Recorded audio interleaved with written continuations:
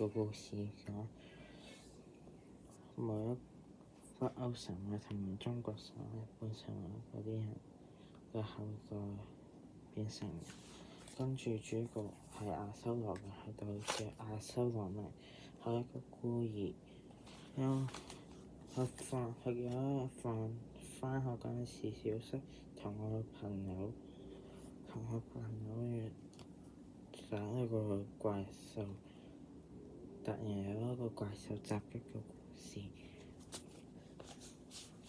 嗰一個怪獸襲擊嘅時，個主角就諗起佢嗰樣來嘅怪物就係殺佢媽媽嘅人，想報仇，想殺到個怪物，同埋有個人同個怪物一齊嘅女人，想殺咗佢哋兩個。跟住佢有鬥下，有個人出咗嚟，叫係有七代阿修羅。個阿修羅就係主角阿修羅明嘅主角，唔係阿修羅明嘅表哥嘅。跟住佢表哥，當佢想殺嘅女人嗰陣時，個表哥同佢講：你冇殺下，唔好用憎恨嚟行動，唔好用憎恨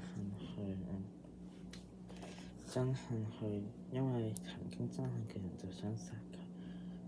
然後你俾佢一個悔過之心，原諒佢，咁樣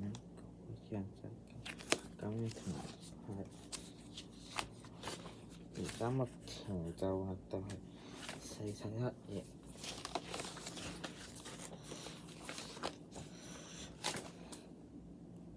41